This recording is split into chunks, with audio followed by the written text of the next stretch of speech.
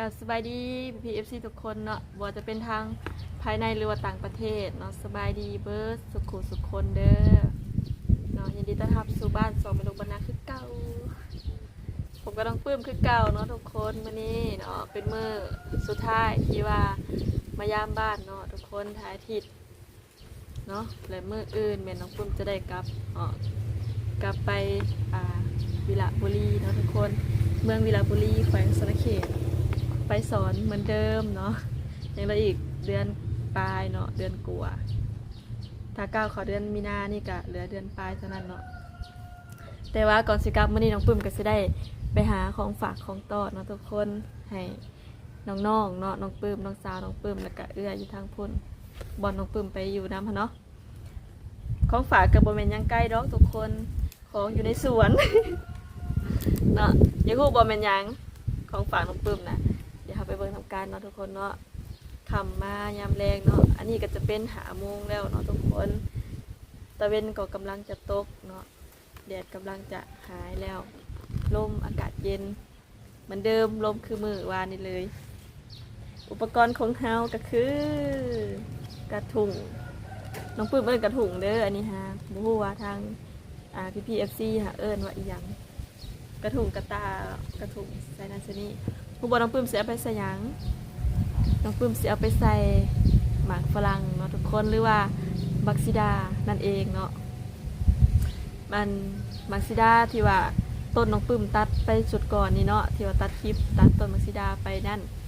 ยังมีหมากที่ว่ายังเหลืออยู่น้องปึ้มกระจงไว้เนาะแต่ว่ามื้อนี้ค่ะเพิ่นหน่วยใหญ่แล้วทุกคนเอากันเลยสิไปเก็บเนาะถาเบิ่งน้ำกันเลยว่าใหญ่สมใดบักซิดาน้องปึ้มนั่นเนาะบักฝรั่งน้ำใหญ่สมใด ไปเลยเดี๋ยวพาไปเก็บเลยมันล้มเห็นแท้นี่ดิทุกคนตัวมักซิดาตัดไปแล้วเนาะเพื่อนกำลังปรุงดอกออกมาใหม่นี่เมนเบิร์ดทึงๆน้องปึ้มสิได้เอาหัวคันไดเนาะมาปีนเอานี่มักซิดาเนาะไงแล้วฟิตได้นี่ตัวนี้เนาะทุกคนเมเพชรเราจงไว้ให้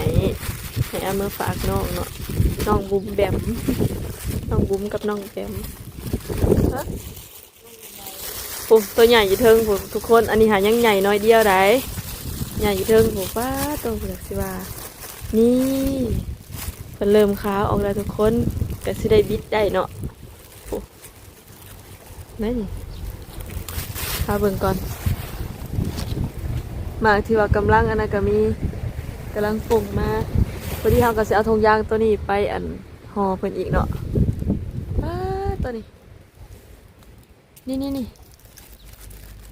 ตัวนี้ยังเขียวอยู่ยังเอาบ่ได้นะทุกคนพี่ทางพี่กะ2 หน่วยติดกันเลยทุกคนโอ้ซอดธงยางแล้วแม่ตัวนี้ป้าดใหญ่เกินไปธงยางจนแตกทุกคนเลยป้าดทุกยามนี่เนาะป้าทุกคนมันมาถึงไปเอาคันได้กันเนาะนี่ผู้นี่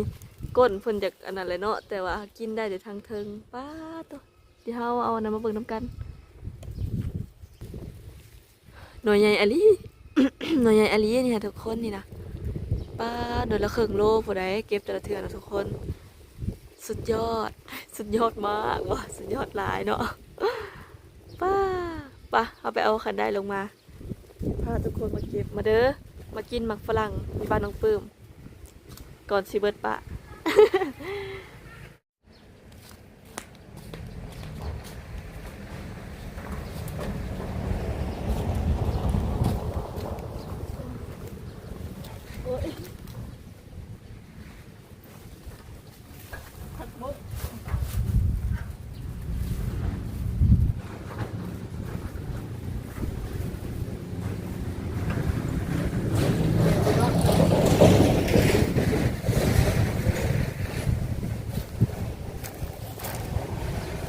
เดี๋ยวน้องปื้มจะขึ้นไปเก็บเอาเนาะทุกคน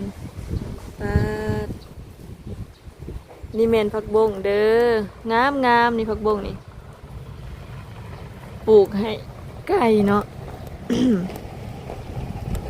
น้องปื้มไปน่ะมีแต่สิเกือบเดือนซื่อๆกลับมาผักบ่งจนใหญ่ไม่เผ็ดจนเก็บอันให้ไก่แล้วเนาะให้เป็ดซอยให้เพิ่นป้าจะเกิดไปมักซิดาก่อนเด้อทุกคนโอ้ปีนเอาก่อนปีนแก้มก่อนไม่เผ็ดไปใส่น้องเอาผมมาเบิ่งมักซิดาใหญ่เนาะเผ็ดแล้วบ่ทันสักกล้องวันนี้โอ้ยก็สิซุปแล้ว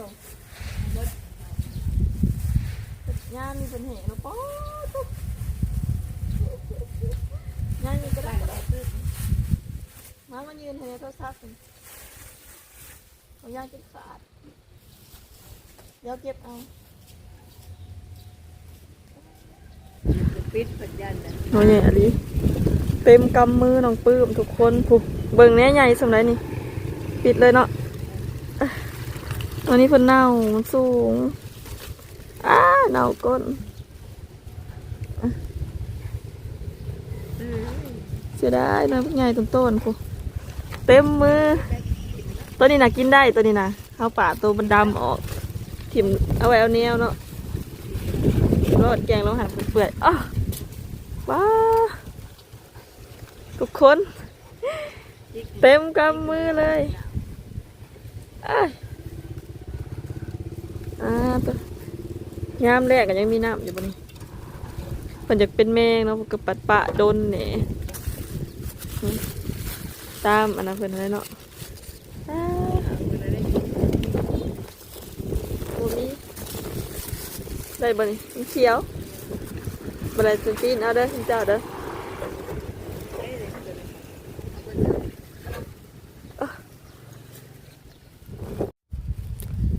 สิแกะ ยับเอาเองมันบ่เห็น นี่วันนี้งามงามเลยทุกคนวันนี้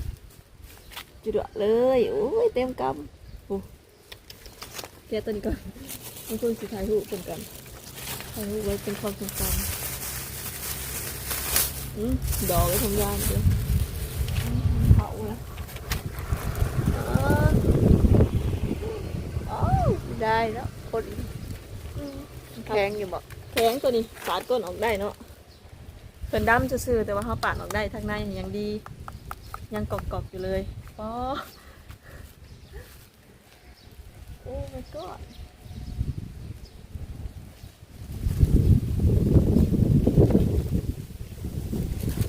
กินแล้วกันไงซูซีกันแห้งทุกคนโอ้จะที่ทำหนาเขาเลยแม่ มาเด้อมากินหมดคนละคนน้องสิว่าตกใจบ่เมื่อยไม่พักใหญ่ เอาเลย เดี๋ยวไปใส่กระถงก่อนโอ้อีกสอง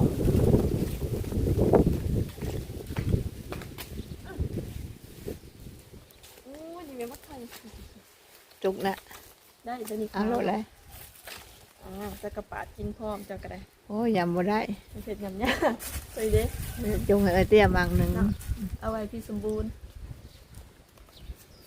หมักใหญ่ๆ2หมักอะไร อุ้ยลืมมาเด้อ ล่างเอามันอยากอันมีเพีย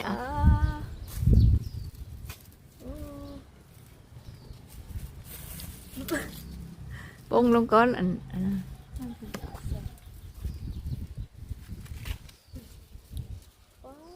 มันโดนแต่ตา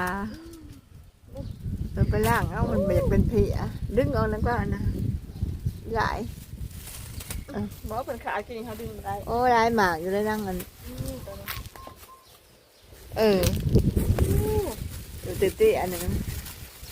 ยอดลงมาที่โค้งขึ้นเลยบอยยังเคี้ยวอยู่บนต้น บอกเอาหมากหนึ่งหมากใหญ่บางเถื่อท่านได้อัน2หมากนะ ทานเป็น มัน เดื กั อน นด้านใหญ่คือกัน ใส่แล้วเนาะ อันนี้ได้อันเกี่ยวๆจำได้เบิ่งดู ที่นี่ทำไม่ได้อันนี้นะ เกี่ยวนะนับ ปลาทุกคนหน่วยใหญ่เบิ่มเทิมเลย เสียดายที่ว่าเขาเอาซ่าเนาะนี่คือตัวนี้กับผู้ครึ่งโลผู้ใดทุกคนอันนี้นะคือน้องปุ้มปิดขาจะเถื่อเนาะป้าเต็มกำมือแถมก็นี่2 หน่วยไก่กันนี่ผู้หน่วยใหญ่แฮงป้าโถสะออนกรอบแท้ๆนี่กรอบทุกคนคักบาทหนึ่งได้โอ้ย2-3 จานพุ่นหน่วยนี่นะมันใหญ่2 หน่วยได้โลหนึ่งเลยทุกคนเอ้ยเป้ามาเด้อ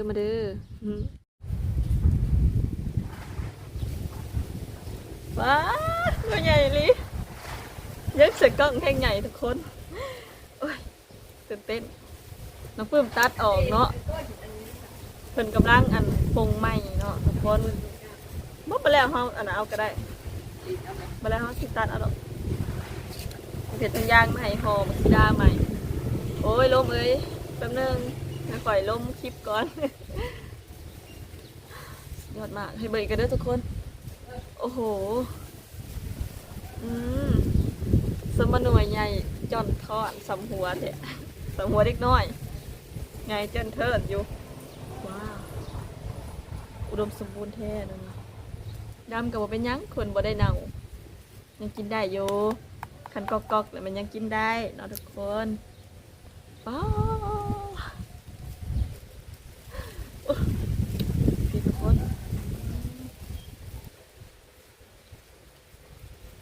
หอมเป็นไงสะอ้อนเพิ่นทุกคนบ่เป็นยังกินละล่ากระแซบเนาะจะกรอบหวานหรือว่ากินกับพวกเกี๊ยวรสดีอย่างก็ได้น้องพูดมาได้แต่ต้นเดียวเนาะเพราะว่าต้นอื่นที่ว่าน้องปุ้มตัดนะเมนกำลังดอก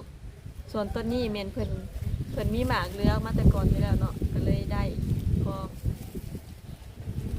ปากเขากับปาดเอาแต่ทางอันนี้เพิ่นได้เนาะอันนี้ก็ซ้ำ2 หน่วยน้อยพูนเฮ้ยมาเด้อปีนี้ยังบ่ได้ขายเลยเนาะอาจจะเป็นกลางๆเดือนของจักเผื่อเพิ่นออกหมากมากอะใส่เวลาโดนเติบเนาะในการเติบโตของเพิ่นแต่สิใหญ่มาซ้ำนี่ได้นะก็เบิ่งน้องปื้มตัดไปนี่จากเดือนแล้วก็บางหนึ่งนี่นั่นเนาะทุกคนเนาะพอมันสิใหญ่มาทุกลมอุ้ยอย่าลมได้ไม่เขาเอามาค้ำอันนี้เนาะมาค้ำต้นเพิ่นงาเพิ่นยอดลงมา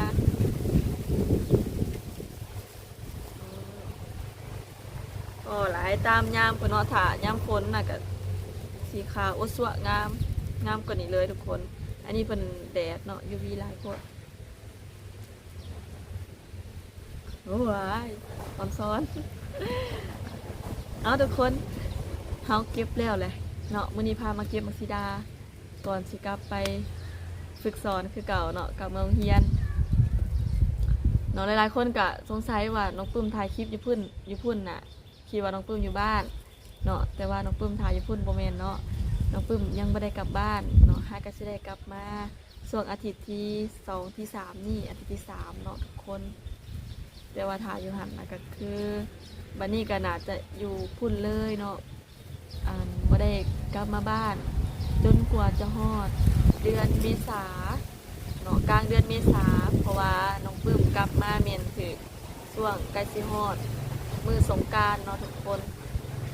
ได้กับเสร็จสิ้นสำหรับการฝึกสอนเนาะในครั้งนี้ของน้องปื้มเนาะได้มายามบ้านกับมาหลายเทื่อกันจะบ่ได้แล้วเนาะก็เลยได้มาเทื่อนี้เดียวเพราะว่าที่หน้าน้องปื้มค่ะมีสมงสอนก็เลยบ่ได้มาคิดว่าตะกี้คิดว่าอาทิตย์หน้าสิมาเนาะบ่แม่นอาทิตย์นี้เดี๋ยวผัดมีสมงขึ้นสอนถ่ายอาทิตย์ถึงวันศุกร์เนาะถ่ายวันศุกร์ซะน้องปื้มก็เลยตัดสินใจกระทันหันบอกแม่เพชรว่าสิกลับมาอาทิตย์นี้เนาะตัดสินใจไว้เถอะได้ก็เลยต้องนั่งรถมาเลยเนาะทุกคนรถโดยสารเพื่อนก็ออกแต่เช้าๆเนาะออกแต่พุ่นเพื่อมาฮอดสวรรค์คิวรถใหญ่อยู่สวรรค์นี่ก็จนเที่ยงเนาะทุกคนก็หลายชั่วโมงเติบในการเดินทางก็อยากเมื่อยแน่เนาะนั่งรถไกลทุกคนอ่ะเดี๋ยวน้อง ปึ้มเกมสิดาแล้วก็สิได้ขอตัวแล้วเด้อทุกคน เพราะว่าตะเวนก็ตกดินแล้วเนาะตอนนี้ก็ค่ำแล้วเนาะทุกคนเนาะค่ำลงแล้วจะได้ไปเฮ็ดกินอีกเนาะตอนแรกนี่จะสิกินข้าวกับหยังทางทุกคนเด้พี่ๆ FC กินข้าวกับหยังพ่อแม่ป้าลุง ข้าวแรงเนาะได้อาหารแซ่บๆเม่นบอกน้องปื้มไปเด้อเนาะเดี๋ยวคลิปนี้น้องปื้มสิได้ขอลาคลิปก่อนเนาะขอหยุดคลิปไว้เพียงสำนี้ก่อนเด้อเดี๋ยวเราเจอกันคลิปหน้าคลิปนี้น้องปื้มก็ขอขอบคุณหลายๆอีกครั้งเนาะที่เข้ามารับชมคลิปเนาะให้กำลังใจตลอดมาฝากกดไลค์กดแชร์กด Subscribe ให้น้องปื้มไปเด้อทุกคนเนาะเป็นกำลังใจให้น้องปื้มไปเด้อเนาะค่อยๆไป ส่งมีเวลาอะไรกันเสร็จลงคลิปดูอยู่เนาะบางทีก็บอกมีเวลาที่สำคัญก็คือฝังสมโฆษณาคือเก่าเด้อเนาะเพื่อเป็นกำลังใจในการสั่งได้ส่วนคลิปนี้ขอลากันเด้อสบายดี